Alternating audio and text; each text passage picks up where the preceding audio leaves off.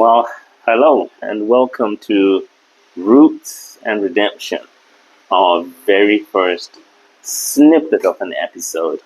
A lot of people have been asking me what is the podcast going to be about, and what are we going to be discussing. And the really exciting thing about talking about Christianity and talking about Africa and its Africanness is that those are the two things that I'm really passionate about, that I know that a lot of you Africans are passionate about. But we get this disconnect when we try to marry Africanness and Christianity for a lot of reasons. Some of the reasons are really genuine. So it's really difficult for Christians in Africa to remain distinctively African and Christian as well. There's a lot of confusing gray areas about living that life, especially when you're confronted with big life milestones like getting married, funerals, sometimes even like births of children, etc. There's colliding worldviews, seemingly, and it often pulls at that conversation about identity. And a lot of people feel like those people who are Christian cannot be authentically African, because to be authentically African is to go back to your roots, and those roots cannot be compatible with the Christian worldview, because that Christian worldview or Christianity in general is associated with the white people and the colonialists. And I think there's a lot of misconceptions, misdirection, and ignorance when it comes to this relationship. And that's the reason why Roots and Redemption is a child of all these social, philosophical conflicts that are happening on the African continent with Christians that I meet all over the place. But as I have been a Christian for over 30 years now, and in ministry for over 15 years, I have considerably grown so much and done a lot of research on African Christianity, presented papers and read books, and navigated the landscape so much to realize that there is a lot of missing information. And it's really interesting to understand that Christianity was on the continent of Africa before it was in Europe. And at some point, some of our greatest theologians and writers were African. And Africa was the center of Christianity. And Christianity was exported from the continent to Europe. And this history is not known by many people. And I think beyond that, there is also the thread of history that tells us that Africans who interacted with Christianity during the 5th and 4th century, some of them accepted and embraced Christianity willingly, without being colonized.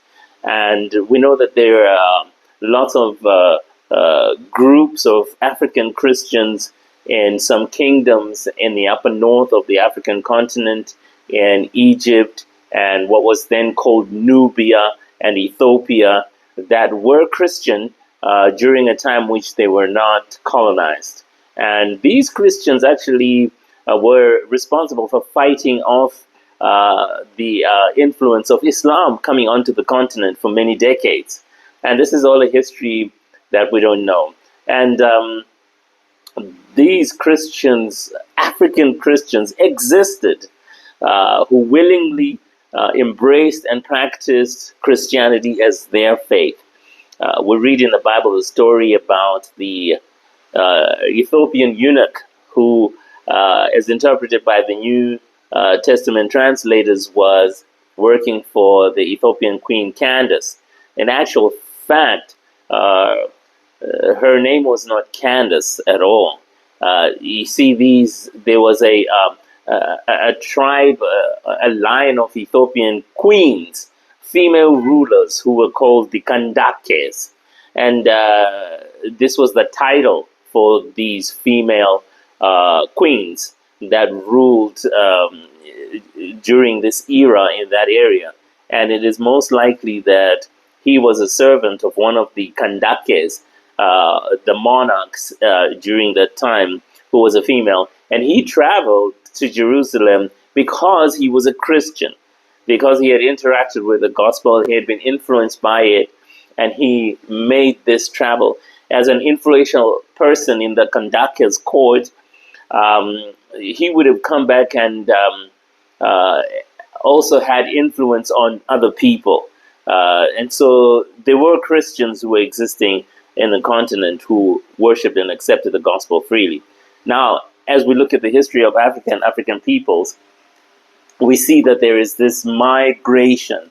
I mean, if you look at the African continent, you can tell that there is this great desert and dryness up in the north.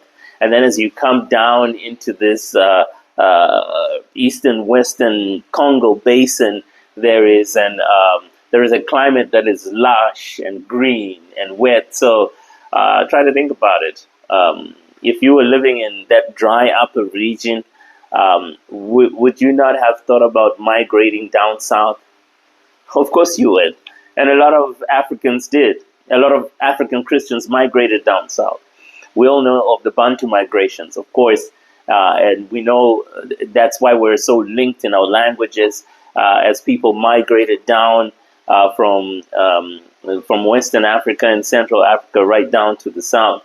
And they brought with them their culture and their beliefs. And I believe along with that, there is a lot of African people who were influenced by Christianity. I mean, today we have the Waremba people who are in regions of Central and Southern Africa, Malawi. We have some here in Zimbabwe and some in South Africa who believe that they are a lost tribe of the Jewish people, that they are of Jewish descent. And they were already here on the continent before the colonizers got here, practicing Jewish-like cultures and beliefs and worldviews. And this is their heritage. So I'm saying all this to say that perhaps people, when we begin to talk about Chivanu Chedu, our values and beliefs, if you really analyze Chivanu Chedu, there are a lot of similarities and intersections with Jewish culture. And I think we owe this to two things. The first is God's general revelation.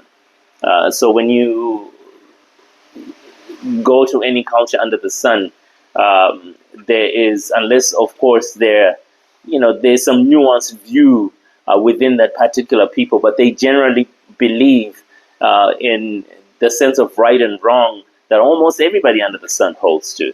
That to kill a person is wrong, thou shalt not murder, thou shalt not lie, thou shalt not steal. All of these things are frowned upon and are taboos in societies in general, and are recognized as bad by people who are Christians and people who are not Christians, by people who are religious and people who are a-religious. They all believe that these things are bad. Why? That's God's general revelation. I believe the Bible teaches us that God has revealed himself through things that are seen, through his creation, such that those who do not believe are without an excuse to say that they don't know that God exists. And so God has put a measure of light in us as human beings. But the second reason I believe that there are all these similarities in our values as African people, with the same values that we find that people in the Middle East, specifically the Jews, had, like our marriage customs, etc.